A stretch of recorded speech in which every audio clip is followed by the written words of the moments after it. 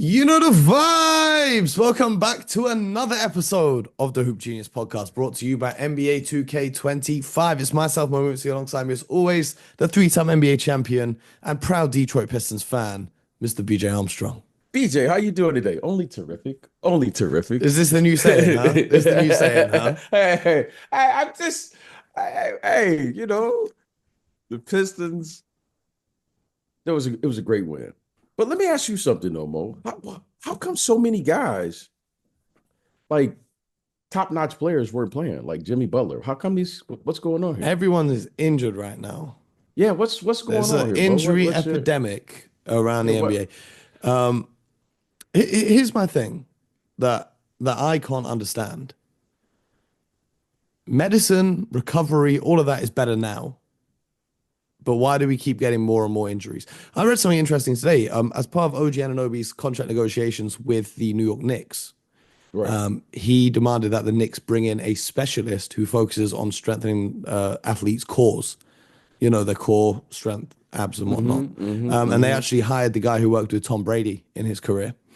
So we'll see if that makes a difference because the Knicks notoriously have a lot of injuries. So we'll see if that can keep OG and the guys healthy over there. But I'm not sure why everyone's getting injured. I don't know whether they were staying ready in the off season. I don't know what they were doing. Well, I know what they were doing in the off season, but I'm not going to say that publicly. But Mo, and the reason I'm asking you this is because, listen, I just love the game, right? I'm mhm. I'm I'm I'm out of the timeline, old, new. I just love the game, right? I just want to see the best players perform. I get a chance to talk to the about the game with you, share our views, listen to all views from everywhere around the world, right? I just got back from Europe. I don't care where the truth comes from. I just love it. And I love the game. However, you know the one thing that has the one thing that has diminished over the years that I've seen, right, with the experience and my age, is you don't see a lot of players playing in the offseason. They're working out. They're working with their trainers. But the one thing you don't see is guys just playing and getting the reps. And Mo, if there's one thing I've learned that I want to share with this generation, nothing replaces playing. Let me ask you this. Do you think that the style of play now has a factor in the injuries? Because traditionally, if we're talking about playing with a post up big, the offense feels a little bit slower, but it's also kind of less ground to cover. Whereas now with 5 out spacing, everyone's darting around all over the place. Do you think that is adding an additional strain to the bodies of these athletes? I don't know. I don't think I'm qualified to answer that question with and support it with facts or support it with enough information to say that may be the case. But what I will say is this, Mo, you have to play. Like the training aspect of the game is probably at an elite level, right? Guys are training, they're working with their trainers, they're doing all of the things individually. However, that training can't be the substitute for playing the actual game. Mo, nothing prepares you better for the NBA than playing in the NBA. And I'll point to this. Well, you have to play.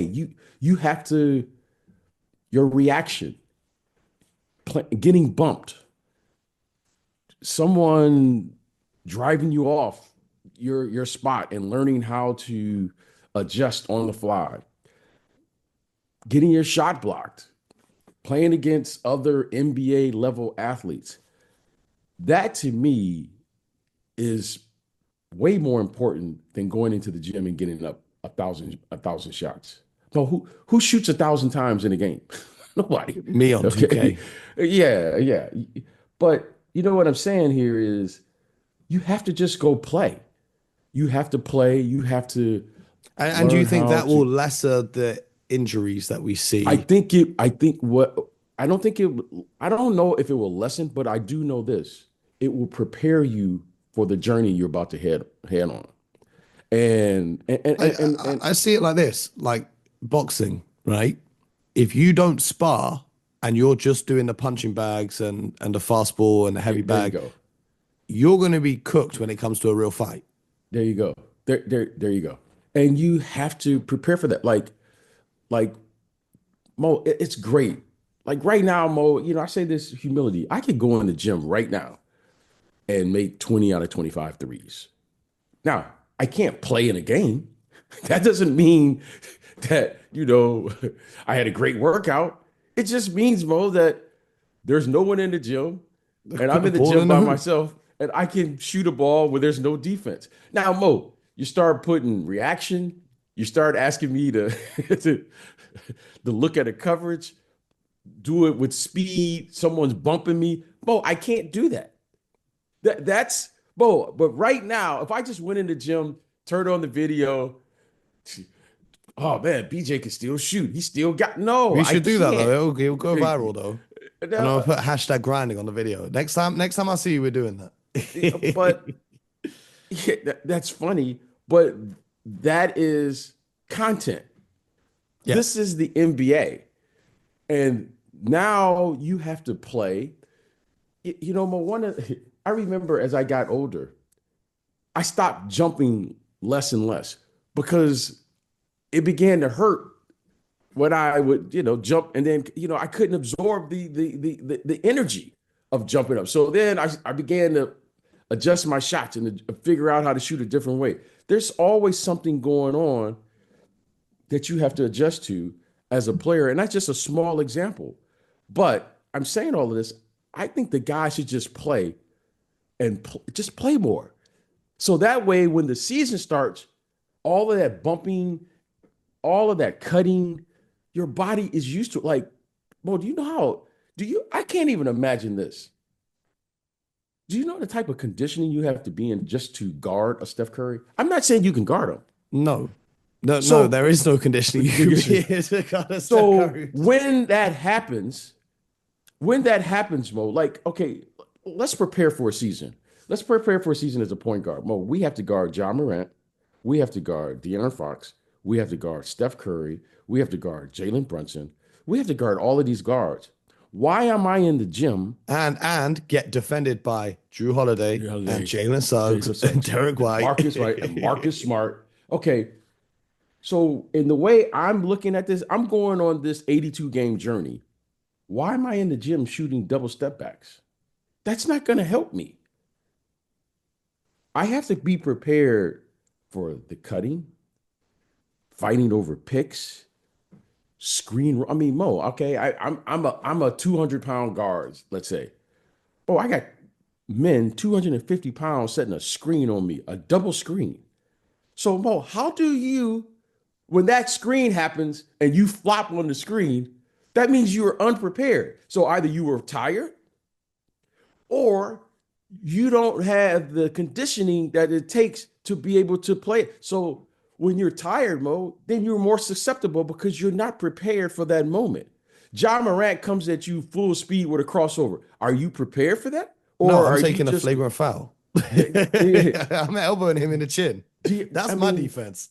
Mo, I mean, these are the things that I think about knowing that, Mo, I remember when I would prepare, just in my little generation, like I would be in the gym and I'd be thinking, what's going to happen when Tim Hardaway puts me in isolation?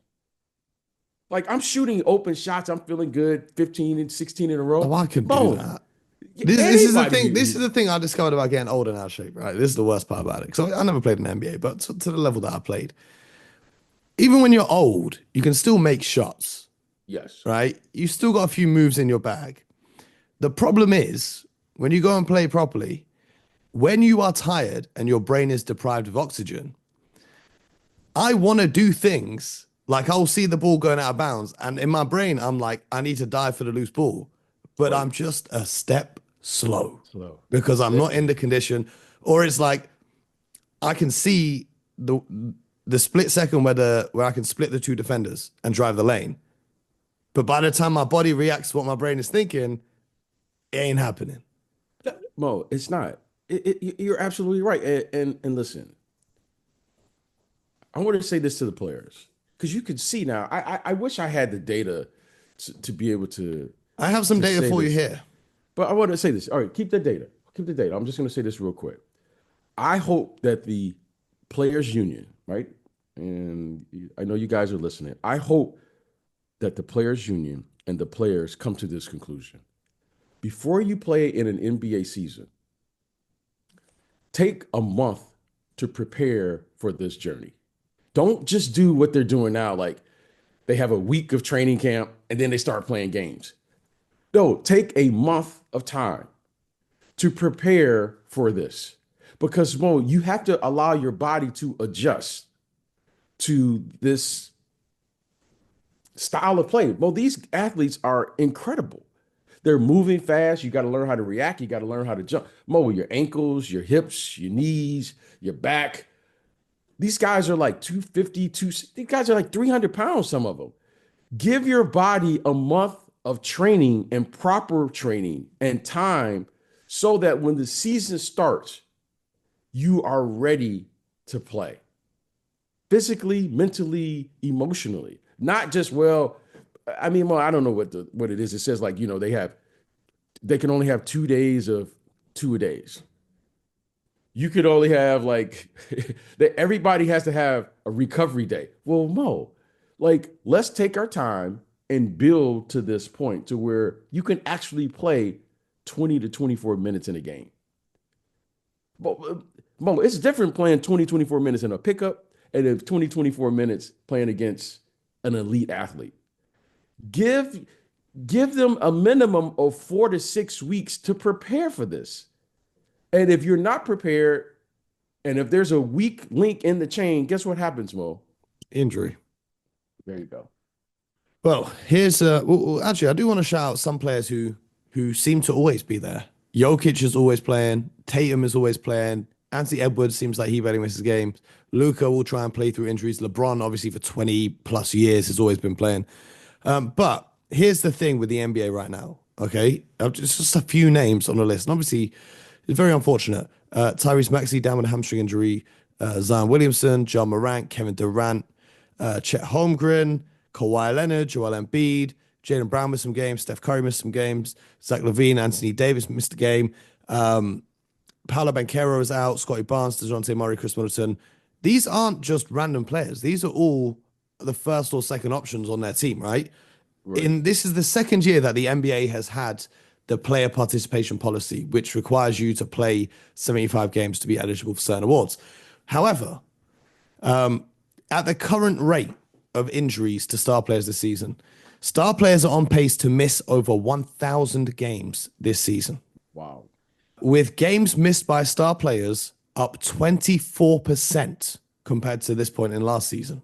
Yeah, there's something going on. There's something going on here, Mark. And it's a bad for business because fans tune in to see these players, and when they're not playing, or the fans who buy tickets to the game and then their favorite player's not playing, like I get it, if you're injured, you can't play. But there has to be something because there was a time when guys were playing 82 games, and now people tell me, oh, 82 games is too much now. Mate, they got private jets.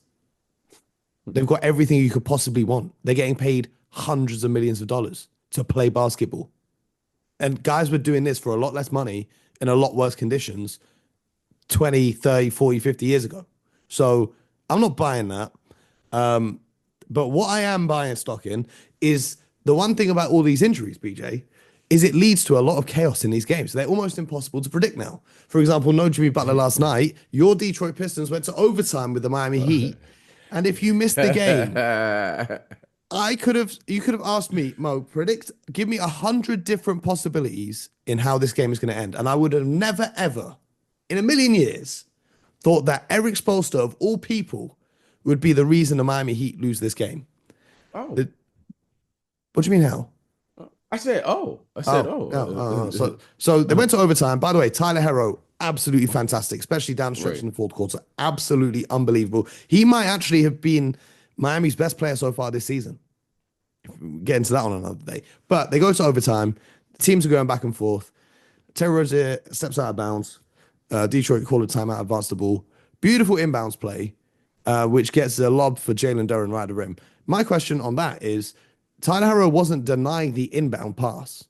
Okay, so if you're not denying the inbound pass, which you should be doing when there's like 1 second left on the clock, if you're not denying the inbound pass, why do you not have a player stationed under the hoop to block any potential lob threat like we saw happen in this? Nice little play design from the Pistons, gets Jalen Duren a clear lob. Eric Spoelstra was so enraged at this, he stormed onto the court and called a timeout. The only problem is the Miami Heat had no timeouts left. That is a technical foul. The Pistons, who had just tied the game, then get a free throw, go up by 1, get possession, get the ball in bounds, get fouled, and they win the game. I never thought I would see a lapse like that from Eric Spoelstra, but it's better he does it now than at the end of the season when they've got to win a play-in game to get to the playoffs. You see what I did there? Yeah. I get it. When there are mental breakdowns, clearly there was some breakdown there on the defensive end, right? Great play call, lack of communication, and then things happen. Now, that's what the regular season is for. You make mistakes. Mistakes are going to happen. And clearly there was a mistake that was made. Being the great leader that Eric Spoelstra is, he will take that responsibility. Oh, he looked like he was about to cry. He looked like he was deeply upset. He will take the responsibility and you will move on. Now, I'm not worried about that particular play, but you know what? You've come to expect Eric Spoelstra. We expect him to be perfect. Well, in any game, everyone makes mistakes. I'm just happy that our Detroit Pistons are playing competitive basketball. They ain't no hour. Saw you. Okay. When I say you're a Pistons fan, you just don't know it yet. No, I know because your Celtics lost last night. They did, and they deserve to lose. How about that? They deserved that loss. They deserved that loss. They got outplayed, and we'll talk about that in a sec. They deserve to lose. Yeah, I'm glad they lost. But the Pistons, terrific. The young guard core again, Cade and Ivy. Those guys are coming along. So terrific win. But again, no Jimmy Butler. And, I'm just concerned about you're seeing more and more frequently these players missing games for various reasons. Mm-hmm. Well, there was no Trae Young for the Hawks, and they managed to beat the Celtics. Yeah, there's another. Yeah, Trae. How about that? The Celtics were up 81-66 with 6 minutes left in the third quarter. And then they reverted back to the 2022 Celtics and just fell asleep for the rest of the game. You went into a timeline? You went into a different timeline during the course of the game? Oh, man, it gave me PTSD. I'm counting. BJ, guess how many turnovers they had last night? Okay. Guess how many? That's what I would call you. Mo turnover. No. They called me that on 2K because I'd be doing this foolishness on 2K as well. 20 turnovers for the Boston Celtics last night. 20 turnovers. Okay. But what I do want to talk about here is Dyson Daniels, who may be, when we talk about the best defensive guards in the league right now, so far this season, he's been the best defensive guard in the league right now. Right. He came up with 6 steals. Once again, I think he's averaging like 7 steals over his last few games. He finished with 28 points, 7 assists, and 6 steals. And Jalen Johnson, remember before the season began and they traded DeJounte, and I said this would be good because now Jalen Johnson can shine. He finished with 18, 13, 10, 3 steals and a block. Those two guys firing on all cylinders. The Hawks were real good. They got 19 from Larry Nance off the bench. Okongwu gave them 15 off the bench as well, including the bucket that ended up winning them the game. Clint Capella gave them 18 points. And it was a great performance from Atlanta. It was a very, very well played game. And of course, David Roddy, 5 minutes, solid 2 points, 1 of 1 from the field. Shout out to my guy. Okay, Mo. I mean, Roddy. Sorry. Oh, Roddy. You know what? We got to get a signed jersey from Roddy. We got to get him on the show. We got to get him on the show. You know what? Get him on the show. You know what, Mo? Yes, we do. You know what? I would that would be great if we get him on the show. I just want to see you two on the screen together. We'll go to Atlanta. We'll do a show after a Hawks game. How about that? Oh no, I'm not going to Atlanta. Oh, I know why you want to go to Atlanta.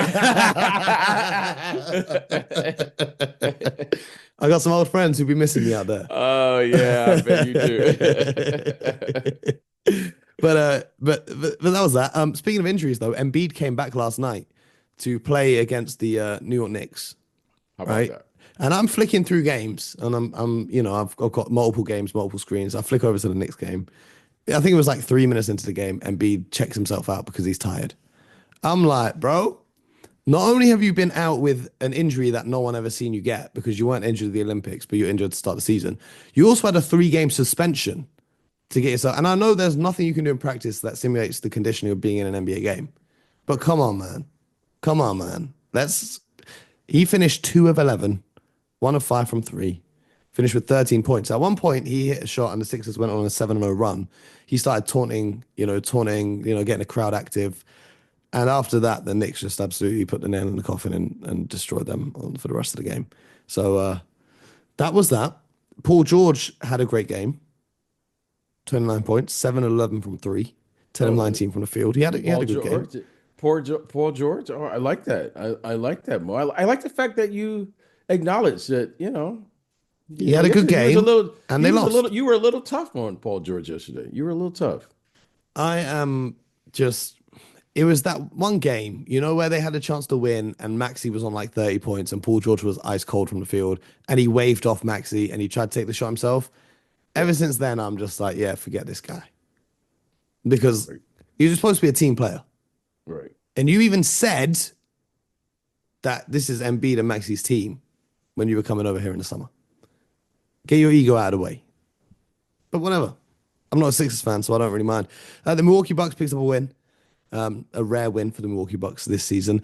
The Orlando Magic won at home against the Hornets, so on and so forth. But the game of the night was the Warriors and the Mavericks. Yes, BJ, yes. That's absolute cinema. You've got Steph.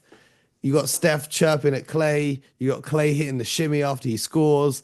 It was a fantastic game, an absolutely fantastic game that went right down to the wire, really. And Steph Curry did what he does best: 37 points, and hit the dagger to secure the win for the Warriors. I can't stop thinking about how much fun a playoff series between these two teams would be when we get there. Yeah. It could be a Western Conference Finals. It could be a first. With the way the Western Conference is, it could be anything. But a 7-game series, I need to see a 7-game series between these two. What was your takeaway from that game? Great theater. The advertisement and build up to the game. A lot of times, it doesn't. There's a lot of build up, a lot of hype, and then the game happens, and it's like, okay. But this was a really great game in a regular season. I mean, this was like, playoff-like atmosphere. There was a lot of drama. There was a lot of emotion. Shout out to the fan base of Golden State, right? They show up with the sailor caps. Klay, he arrives at the big moment. Steph, Luka, Kyrie. It was just a great atmosphere. It was like one of those things, oh man, I wish I was there. I wish every game had this much, emotion built into it. So it was a great game, went right down to the wire. Steph Curry was Steph Curry. What more can you say about him? And, I love it when, the respect and appreciation after the game. You see guys, respecting one another, former teammates. And I just thoroughly enjoyed the game. So this, to me, is the potential of this play-in tournament. When you see the in-season, the NBA like Cup. The NBA Cup. Yeah, the NBA Cup. This was great to see. Loved it. And I just love it when guys are competing. I mean, I can't think of anything better to see a game like this, about 10 games into the season, So hopefully we'll get more games like this where you can see guys really getting after it. Well, we have more games tonight. I found the document, by the way. I'm up 13-5 with these predictions. Oh, I'm walking you down. Hey, what's that in your rearview mirror, Mo? What's that? I ain't got one.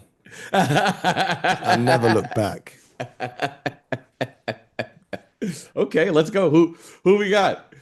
Whoever the Celtics are playing, I'm taking the other team. Who are they playing? They're playing the Nets. You're taking the Nets. No, Okay. I'm not taking it. I'm taking. No. You said it. Okay, all right. I'm taking the Nets. No. The Nets. Who are you taking? The Celtics, second night of a back-to-back, go to Brooklyn. I think a truly great team won't lose two games in a row. Yeah, exactly. I will. I'm taking the Celtics. The Pacers and the Magic. You know what? The Magic. I'm gonna take the Pacers. I'm taking Benedict Mathurin over the last few games has been going absolutely crazy. Right. Covering up kind of for Tyrese Halliburton, who's not been that guy. The Pelicans and the Thunder. Alvarado also now out. I don't know what the hell is going on in New Orleans with their medical staff. I'm taking the Thunder. Yeah, I'm taking the Thunder. The Cavs, 12-0 Cavs play the Sixers. Cavs. And they're going to go back to back. 13-0. Joel's not. He won't play back to backs, correct? No, he won't. Apparently, he will never play them again. So the Bulls at the Knicks. I'm going to take the Bulls. Yeah, I'm going Bulls. I'm going Bulls for this reason. It's a back to back. yes. The Knicks play, all their guys play roughly 40 minutes. They're starters, and then I just think, I think this is a tough. So I'm going to take the Bulls, just for that reason. That's a good pick. That's a good pick. I would be inclined to agree with you, but I'm going to take the Knicks. Okay. Because let me check the injury report.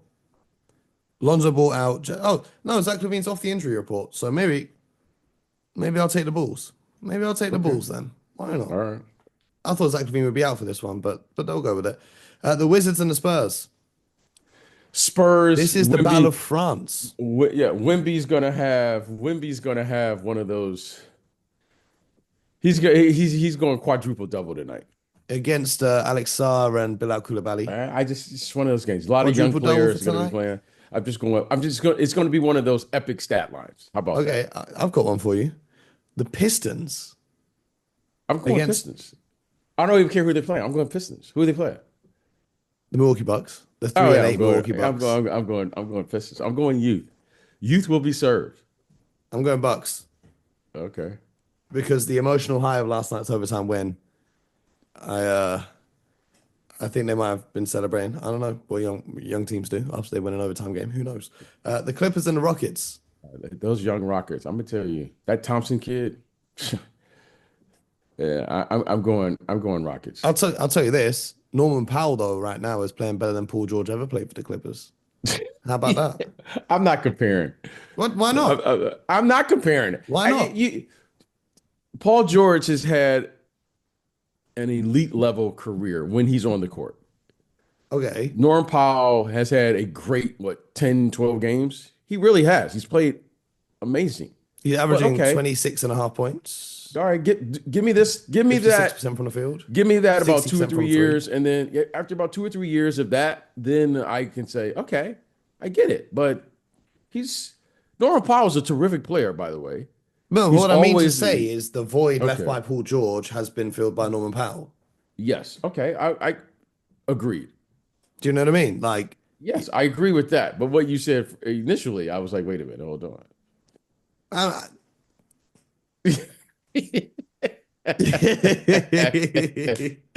The Suns and the Kings, they've had some great matchups. The last one, I think, went to overtime. I'm going Kings big here. Kings big here, yeah? Kings bigs. Yeah? Yeah, I'm going Kings big. Okay. I'm going to pick the Suns. No, I'm not, because they've not got Kevin Durant. What am I doing? I'm going with the Kings. Yeah. The Kings also without Malik Monk, but I think no KD is a bigger loss. The Timberwolves and the Blazers. Blazers. Wow. Good win last night. Oh, I thought you were about to pick the Blazers. Are you picking the Blazers? I'm picking the Timberwolves. I'm picking the Timberwolves. They're running it back. So yeah. They're running it back. So I'm picking the Timberwolves. Pretty interesting game. And I don't see them getting 1, 2, 3, 4 double-digit scorers off their bench once again. The Blazers. So I'm picking the Wolves. And then the final game is the Grizzlies and the Lakers. No Ja Morant, correct? Ja Morant is out. Desmond Bane is a game-time decision. Gigi Jackson is out. Marcus Smart is a game-time decision. Cam Spencer is out. Vince Williams Jr. is out. Anthony Davis, game-time decision. Jared Vanderbilt and Christian Wood will both be out. I'm going to go Lakers. Yeah? Lakers at home. Yeah, I'm going to go with that. And that's that. And then for some reason, tomorrow night, there's only one game on. Is there something happening on Thursday in America? Called Thursday Night Football. Oh, Thursday Night Football. I didn't know if it was like a holiday or if it was like something important, but Thursday Night Football. Okay, fair play. Thursday Night Football. Thursday Okay. night football. Well, that's that. That's another episode, and we'll be back tomorrow to check in with you guys, and hopefully we see no injuries tonight, and players can get back on the court and back healthy, and we can keep this thing rolling. Yes, sir. Yes, That's right. sir. Make sure you subscribe to the show, YouTube, Spotify, Apple, wherever you get your podcasts from, and until next time, get buckets.